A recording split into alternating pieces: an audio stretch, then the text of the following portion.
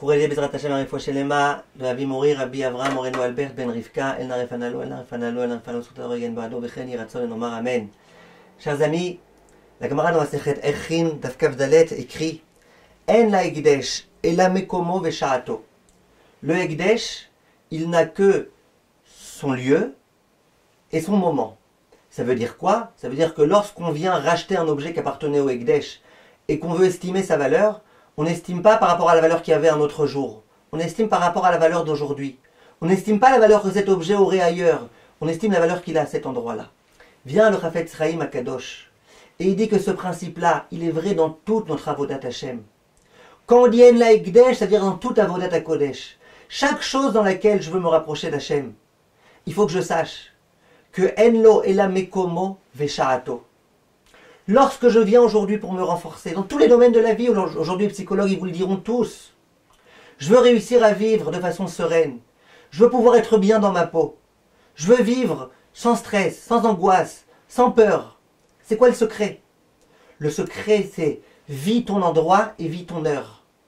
Vis ton endroit, ça veut dire aujourd'hui tu es dans un endroit précis. Ne te dis pas mais si jamais j'avais été dans tel autre endroit, que j'avais été à la situation de un tel, que j'avais fait ce qu'un tel a fait. Non, sois à ton endroit. Ton endroit avec ton métier, avec ta femme, avec ta belle-mère, avec ta famille, avec tes enfants. Toi, tu veux pouvoir réussir à grandir, concentre-toi sur le makom que tu occupes, la place que tu as. Vesha'ato, c'est le moment. Là, j'ai un moment précis.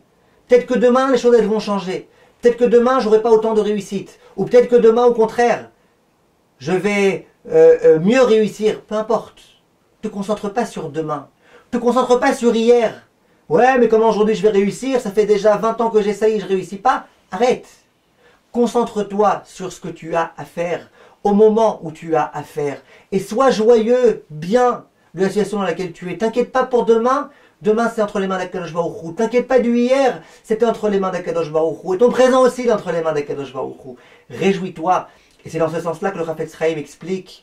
On voit que Yitzhak, il a creusé un puits. Il n'y avait pas d'eau, il a creusé un autre puits. Il n'y avait pas d'eau, un autre puits. Il y a eu des disputes, il est parti. Il a construit un autre puits. C'est quoi toutes ces histoires-là? Dit le Chafetz Chaim, c'est pour t'enseigner.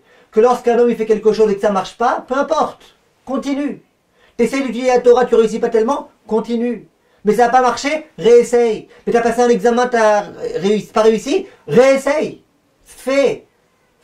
Concentre-toi sur la possibilité que tu as de réussir. Concentre-toi sur ton présent, arrête d'apprendre de ton passé. Arrête de projeter dans ton futur les échecs de ton passé. Et de cette façon-là, l'homme il peut être serein, il peut bien vivre. En le Ekdesh ela mekomo vesha'ato kol tuv.